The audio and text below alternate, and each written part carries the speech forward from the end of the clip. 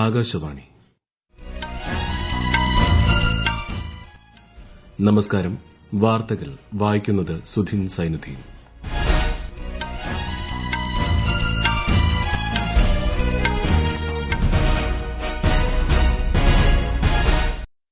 പ്രധാന വാർത്തകൾ. UAE president Sheikh Muhammad bin Zayed Al Nahyan ന്യൂഡൽഹിയിലെത്തി പ്രധാനമന്ത്രി നരേന്ദ്രമോദിയുമായി കൂടിക്കാഴ്ച നടത്തും. രാജ്യത്തെ സൂക്ഷ്മ ചെറുകിട ഇടത്തരം സംരംഭങ്ങൾക്ക് പൊതുമേഖലാ ബാങ്കുകൾ വഴി 52,300 കോടിയിലേറെ രൂപയുടെ വായ്പകൾ ലഭ്യമാക്കിയതായി കേന്ദ്ര സർക്കാർ. BJP working president Nitin Nabin ദേശീയ അധ്യക്ഷ പദവിയിലേക്ക്. 15ാം കേരള നിയമസഭയുടെ 16ാം സമ്മേളനത്തിന് ഗവർണറുടെ നയപ്രഖ്യാപന പ്രസംഗത്തോടെ നാളെ തുടക്കമാകും. കേരളത്തിൽ തീവ്ര വോട്ടർ പട്ടിക പരിഷ്കരണ നടപടികൾ പുരോഗമിക്കുന്നു. പരാതികൾ ഈ മാസം 30 വരെ സമർപ്പിക്കാം. സന്തോഷ് ട്രോഫി ഫുട്ബോൾ ഫൈനൽ റൌണ്ടിനായി കേരള ടീം ഇന്ന് അസമിലേക്ക് പുറപ്പെടും. വാർത്തകൾ വിശദമായി. UAE president Sheikh Muhammad bin Zayed Al Nahyan ന്യൂഡൽഹിയിലെത്തി. വിമാനത്താവളത്തിലെത്തിയ അദ്ദേഹത്തെ പ്രധാനമന്ത്രി നരേന്ദ്രമോദി നേരിട്ടെത്തി സ്വീകരിച്ചു. UAE പ്രസിഡന്റായി ചുമതലയേറ്റ ശേഷമുള്ള അദ്ദേഹത്തിന്റെ 3ാമത്തെ ഔദ്യോഗിക സന്ദർശനമാണിത്. ന്യൂഡൽഹിയിലെ പ്രധാനമന്ത്രിയുടെ വസതിയിൽ ഇന്ന് ഇരു നേതാക്കളും കൂടിക്കാഴ്ച നടത്തും. ഇന്ത്യ UAE സമഗ്ര പങ്കാളിത്തം ശക്തിപ്പെടുത്തുന്നതിനും പ്രാദേശിക ആഗോള വിഷയങ്ങളിൽ കാഴ്ചപ്പാടുകൾ കൈമാറുന്നതിനും കൂടിക്കാഴ്ച വഴിയൊരുക്കും. രാജ്യത്തെ സൂക്ഷ്മ ചെറുകിട ഇടത്തരം സംരംഭങ്ങൾക്ക് വിവിധ പൊതുമേഖലാ ബാങ്കുകൾ 52,300 കോടിയിലേറെ രൂപയുടെ വായ്പകൾ അനുവദിച്ചതായി കേന്ദ്ര സർക്കാർ. കഴിഞ്ഞ വർഷം ഏപ്രിൽ മുതൽ ഡിസംബർ വരെയുള്ള കണക്കാണിത്. MSMEകളുടെ അടിസ്ഥാന വായ്പാ അവലോകന മാതൃകയ്ക്ക് പൊതുമേഖലാ ബാങ്കുകൾ കഴിഞ്ഞ വർഷം തുടക്കമിട്ടിരുന്നു. ഇത് വായ്പാ നടപടികൾ കൂടുതൽ സുഗമമാക്കിയതായും ധനമന്ത്രാലയം അറിയിച്ചു. ഭീകരവാദത്തിനെതിരെ വിട്ടുവീഴ്ചയില്ലാത്ത സമീപനം പോളണ്ട് കൈക്കൊള്ളണമെന്ന് വിദേശകാര്യമന്ത്രി എസ് ജയശങ്കർ. പോളിഷ് ഉപപ്രധാനമന്ത്രിയുമായി ന്യൂഡൽഹിയിൽ കൂടിക്കാഴ്ച നടത്തുകയായിരുന്നു അദ്ദേഹം. പോളണ്ട് ഇന്ത്യൻ ഭൂമികയ്ക്ക് അപരിചിതമായ ഒരു ദേശമല്ലെന്നും ശ്രീ ജയശങ്കർ അഭിപ്രായപ്പെട്ടു. I have candidly shared our views on the Ukraine conflict and its implications. Deputy Prime Minister, you are no stranger to our region and are more than familiar with the long-standing challenges of cross-border terrorism.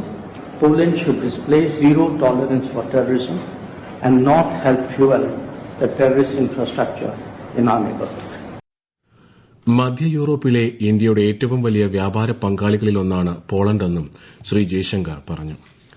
BJP working president Nitin Nabin ദേശീയ അധ്യക്ഷ പദവിയിലേക്ക്.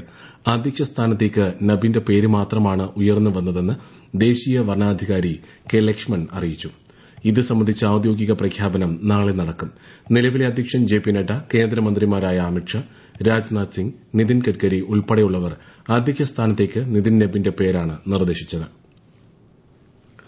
ന്യൂഡൽഹിയിലെ republic ദിന ക്യാമ്പിലെ NCC കേഡറ്റുകളെ നാവികസേനാ മേധാവി admiral Dinesh K Tripathi സന്ദർശിച്ചു.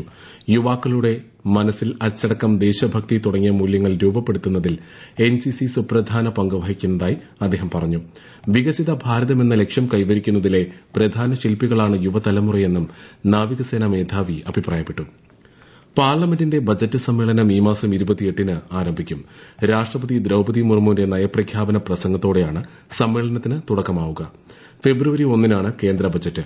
ബജറ്റിന് മുന്നോടിയായുള്ള സാമ്പത്തിക സർവേ ഈ മാസം 29-ന് പാർലമെന്റിൽ സമർപ്പിക്കും. കരൂരിൽ തമിഴക വെട്രിക്കഴകം റാലിക്കിടെയുണ്ടായ ദുരന്തത്തിൽ പാർട്ടി അധ്യക്ഷനും നടനുമായ വിജയ് ചോദ്യം ചെയ്യലിനായി ഡൽഹിയിലെ CBI ഓഫീസിൽ ഹാജരായി. കഴിഞ്ഞയാഴ്ചയും വിജയിയെ ചോദ്യം ചെയ്തിരുന്നു. കഴിഞ്ഞ വർഷം TVK സംഘടിപ്പിച്ച റാലിക്കിടെ തിക്കിലും തിരക്കിലും പെട്ട് 41 പേരാണ് മരിച്ചത്. പ്രധാനമന്ത്രി നരേന്ദ്രമോദി ആകാശവാണിയിലൂടെ ജനങ്ങളുമായി ആശയങ്ങൾ പങ്കുവയ്ക്കുന്ന പ്രതിമാസ റേഡിയോ പ്രഭാഷണ പരിപാടി മൻ കി ബാത് ഈ മാസം 25-ന്. മൻ കി ബാത്തിലേക്കുള്ള ആശയങ്ങളും അഭിപ്രായങ്ങളും MyGov, നമോ ആപ്പ് എന്നിവയിലൂടെയോ 1800117800 എന്ന ടോൾ ഫ്രീ നമ്പറിലോ ഈ മാസം 23 വരെ അറിയിക്കാം. CISF Vande Mataram coastal cyclothon 2ാം പതിപ്പിന് ഈ മാസം 28-ന് തുടക്കമാകും. ന്യൂഡൽഹിയിലെ മേജർ ധ്യാൻചന്ദ് നാഷണൽ സ്റ്റേഡിയത്തിൽ കേന്ദ്ര ആഭ്യന്തര സഹമന്ത്രി നിത്യാനന്ദ് റായ് വെർച്വലായി ഫ്ളാഗ് ഓഫ് ചെയ്യും. അടുത്ത മാസം 22-ന് കൊച്ചിയിൽ സമാപിക്കുന്ന സൈക്ലത്തോണിൽ 65 വനിതകൾ ഉൾപ്പെടെ 130 CISF ഉദ്യോഗസ്ഥർ പങ്കെടുക്കും. ഇതിൽ 10 സൈക്ലിസ്റ്റുകൾ കേരളത്തിൽ നിന്നുള്ളവരാണ്. 11ാമത് അജന്ത എല്ലോറ അന്താരാഷ്ട്ര ചലച്ചിത്രോത്സവത്തിന്റെ ഭാഗമായുള്ള ഈ വർഷത്തെ പത്മപാണി പുരസ്കാരത്തിന് പ്രശസ്ത സംഗീത സംവിധായകൻ ഇളയരാജ അർഹനായി. ഇന്ത്യൻ സിനിമയ്ക്ക് നൽകിയ സംഭാവനകൾ കണക്കിലെടുത്താണ് പുരസ്കാരം. 2 ലക്ഷം രൂപയും പ്രശസ്തി പത്രവും അടങ്ങുന്നതാണ് അവാർഡ്. ഈ മാസം 28-ന് ആരംഭിക്കുന്ന ചലച്ചിത്രോത്സവത്തിൽ പുരസ്കാരം സമ്മാനിക്കും. ഈ വാർത്തകൾ ആകാശവാണിയിൽ നിന്ന്. ആകാശവാണി വാർത്തകളും വാർത്താ അധിഷ്ഠിത പരിപാടികളും All India Radio news Thiruvananthapuram YouTube ചാനലിലും at All India Radio news Thiruvananthapuram Facebook പേജിലും AIR ന്യൂസ് _ ഇൻസ്റ്റഗ്രാം അക്കൌണ്ടിലും at AIR news _ TVM X ഹാൻഡിലും ലഭ്യമാണ്. കോട്ടയം, എറണാകുളം ജില്ലകളിലേക്കും കേന്ദ്രഭരണ പ്രദേശമായ ലക്ഷദ്വീപിലേക്കും ആകാശവാണി പാർട്ട് ടൈം കറസ്പോണ്ടന്റിനെ കരാറടിസ്ഥാനത്തിൽ നിയമിക്കുന്നതിന് അപേക്ഷ ക്ഷണിക്കുന്നു. അപേക്ഷകർ ജില്ലാ ആസ്ഥാനത്ത് നിന്നും 10 കിലോമീറ്റർ ചുറ്റളവിൽ സ്ഥിരതാമസക്കാരായിരിക്കണം. കൂടുതൽ വിവരങ്ങൾക്ക് www.newsonair.gov.in, prasarbharati.gov.in/pbvacancies എന്നിവ സന്ദർശിക്കുക. അപേക്ഷകൾ സ്വീകരിക്കുന്ന അവസാന തീയതി ഈ മാസം 31 15ാം കേരള നിയമസഭയുടെ 16ാം സമ്മേളനത്തിന് നാളെ തുടക്കമാകും. ഗവർണറുടെ നയപ്രഖ്യാപന പ്രസംഗത്തോടെയാണ് സമ്മേളനം ആരംഭിക്കുക. മാർച്ച് 26 വരെ 32 ദിവസം സഭ സമ്മേളിക്കും. ഈ മാസം 29-ന് ധനമന്ത്രി KN ബാലഗോപാൽ സംസ്ഥാന ബജറ്റ് അവതരിപ്പിക്കും. ഫെബ്രുവരി 2 മുതൽ 4 വരെ ബജറ്റിനെക്കുറിച്ചുള്ള പൊതുചർച്ചയാണ്. കേരളത്തിൽ തീവ്ര വോട്ടർ പട്ടിക പരിഷ്കരണവുമായി ബന്ധപ്പെട്ട കരട് വോട്ടർ പട്ടികയിലുള്ള പേരുകൾ നീക്കം ചെയ്യാനായി 5528 അപേക്ഷകൾ ഇതുവരെ ലഭിച്ചു. കരട് വോട്ടർ പട്ടികയിലില്ലാത്ത 5,64,810 പേരാണ് പേര് ചേർക്കാനായി അപേക്ഷ സമർപ്പിച്ചത്. കരട് പട്ടികയിലെ തിരുത്തലുകൾക്കായി അനുവദിച്ചിരുന്ന സമയപരിധി ഈ മാസം 30 വരെ തെരഞ്ഞെടുപ്പ് കമ്മീഷൻ നീട്ടിയിട്ടുണ്ട്. വികസിത ഭാരതത്തിലേക്കുള്ള മികച്ച ചുവടുവയ്പ്പാണ് ദേശീയ വിദ്യാഭ്യാസ നയമെന്ന് governor Rajendra Vishwanath Arlekar. Council for teachers education Kozhikode NITയിൽ സംഘടിപ്പിച്ച NEP 2020 നാഷണൽ കോൺക്ലേവ് ഉദ്ഘാടനം ചെയ്യുകയായിരുന്നു അദ്ദേഹം. National mission for mentoring web page പ്രകാശനവും ഗവർണർ നിർവഹിച്ചു.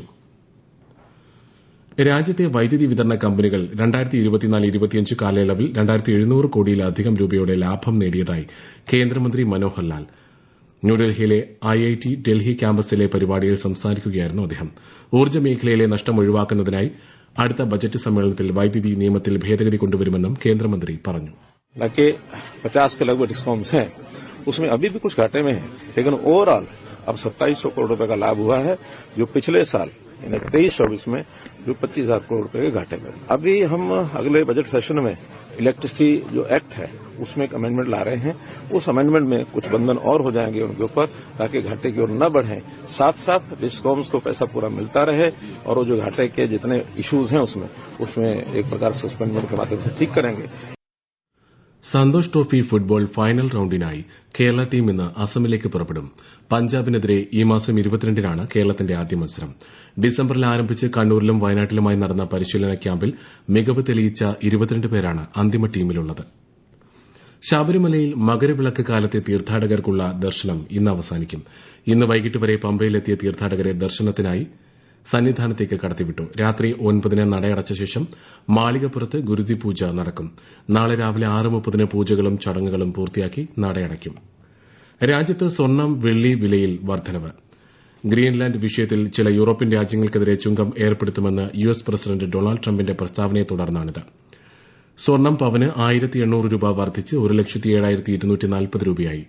വെള്ളി കിലോഗ്രാമിന് 3,400,000 രൂപയായി. രാജ്യത്തെ ഓഹരി വിപണികളിൽ നഷ്ടം രേഖപ്പെടുത്തി. വനിതാ പ്രീമിയർ ലീഗ് ക്രിക്കറ്റിൽ ഗുജറാത്ത് ജയന്റ്സും റോയൽ ചലഞ്ചേഴ്സ് ബംഗളൂരുവും തമ്മിലുള്ള മത്സരം ആരംഭിച്ചു. ടോസ് നേടിയ ഗുജറാത്ത് ജയന്റ്സ് ഫീൽഡിംഗ് തെരഞ്ഞെടുത്തു. 8 പോയിന്റുമായി ബംഗളൂരു ഒന്നാം സ്ഥാനത്തും 4 പോയിന്റുമായി ഗുജറാത്ത് മൂന്നാമതുമാണ്. പ്രധാന വാർത്തകൾ വീണ്ടും. UAE president Sheikh Muhammad bin Zayed Al Nahyan ന്യൂഡൽഹിയിലെത്തി. പ്രധാനമന്ത്രി നരേന്ദ്രമോദിയുമായി കൂടിക്കാഴ്ച നടത്തും. രാജ്യത്തെ സൂക്ഷ്മ ചെറുകിട ഇടത്തരം സംരംഭങ്ങൾക്ക് പൊതുമേഖലാ ബാങ്കുകൾ വഴി 52,300 കോടിയിലേറെ രൂപയുടെ വായ്പകൾ ലഭ്യമാക്കിയതായി കേന്ദ്ര സർക്കാർ. BJP working president Nitin Nabin ദേശീയ അധ്യക്ഷ പദവിയിലേക്ക്. 15ാം കേരള നിയമസഭയുടെ 16ാം സമ്മേളനത്തിന് ഗവർണറുടെ നയപ്രഖ്യാപന പ്രസംഗത്തോടെ നാളെ തുടക്കമാകും. കേരളത്തിൽ തീവ്ര വോട്ടർ പട്ടിക പരിഷ്കരണ നടപടികൾ പുരോഗമിക്കുന്നു. പരാതികൾ ഈ മാസം 30 വരെ സമർപ്പിക്കാം. സന്തോഷ് ട്രോഫി ഫുട്ബോൾ ഫൈനൽ റൌണ്ടിനായി കേരള ടീം ഇന്ന് അസമിലേക്ക് പുറപ്പെടും. വാർത്തകൾ കഴിഞ്ഞു. അടുത്ത വാർത്താ പ്രക്ഷേപണം 8:35.